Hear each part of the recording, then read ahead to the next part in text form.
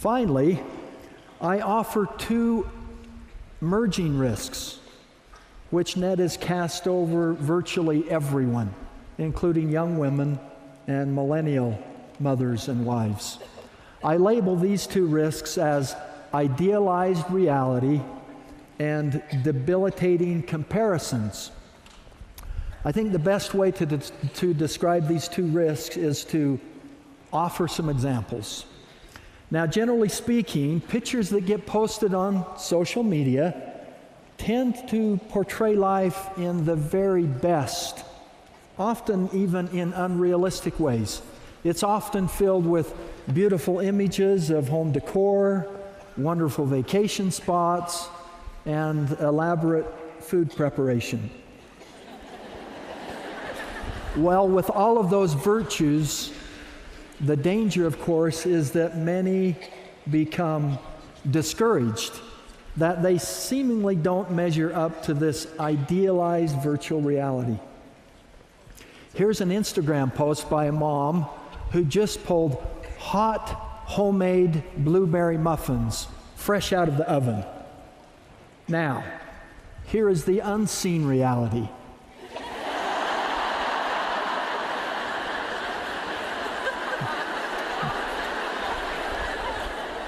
Which more often may be the more accurate picture of real life.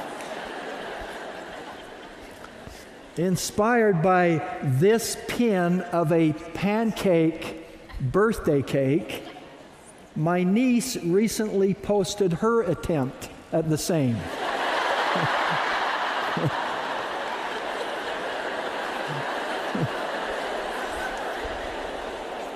How about that? Shall we let her know we think that she nailed it?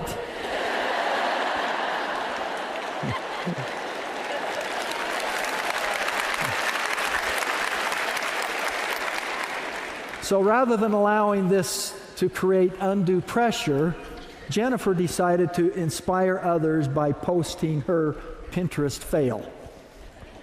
And there it is. Hopefully we can learn to find more humor and less discouragement when confronted with images which may portray idealized reality and which too often could lead to debilitating comparisons. Now, this apparently is not just a sign of our times, but measuring these words from Paul was something in times past as well.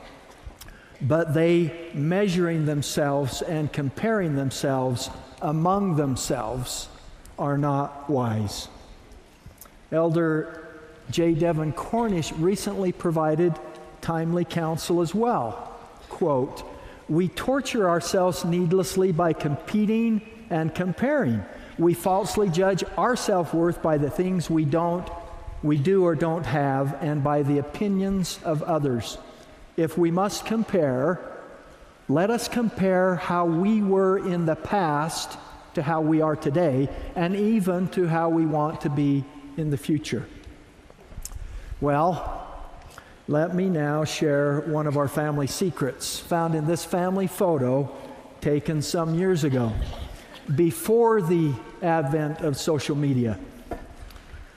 Were this picture taken today, it likely would be posted presenting our family of 4 lovely, well-behaved boys, color-coordinated, enjoying a harmonious family photo opportunity together. Would you like the real story? Now, the timing for this is going to be very important for me, and I'm going to try to do this. I still remember the phone call from Lisa. "Gary, where are you? We're here at the photographer's outdoor studio. We're all ready to shoot. It hasn't been easy getting the boys all dressed, coordinated, and ready. Are you nearly here?" Well, I had forgotten and hadn't left the office yet. I was a half hour late, and things had not gone so well in my absence, bordering on chaos.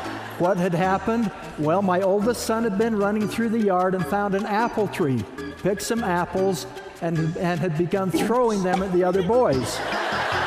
He hit our third son in his back with an apple and made him fall down, so that son started to cry. Meanwhile, as this was happening, my second oldest son sat down and his pants went up a little bit, and the other kids saw his socks were white athletic socks, not the church socks that Lisa laid out for him to wear. She asked him, "Why didn't you wear your church socks?" He said, "Well, I don't like them, they're scratchy." And while she's talking to him, our 2-year-old son Kyle is running through the yard, trips on something, falls down, and bloodies his nose. Now there is blood dripping onto his white turtleneck shirt, and it's completely stained. This is when I showed up. The only way to salvage the picture was to reverse the turtleneck, put it on backwards, hiding the bloodstains from the camera. As it turns out, while Craig was running around throwing apples, he fell down and got a huge grass stain on his knee. So in this picture, his arm is strategically placed, covering the grass stains. The third son, well, we waited for 20 minutes, so his eyes were no longer red from crying. And of course, Kyle's blood stains are now on the back of his shirt. Brian, well, he now has his hands strategically placed over the top of his white athletic socks so that everything matches.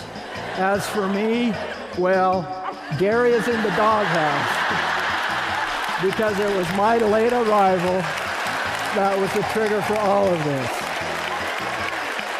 So when you see this picture of our family anyway and lament, why can't I get things together and be a picture-perfect family like theirs? You all know better.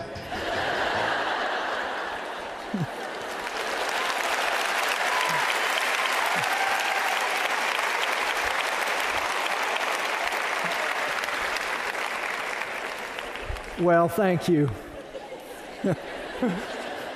Keep that quiet. Well, as you can see, we do need to be mindful of the hazards and risks, including idealized reality and debilitating comparisons. The world usually is just not as bright as it appears on social media. Nevertheless, there is much good that has come and will come through these new communication platforms.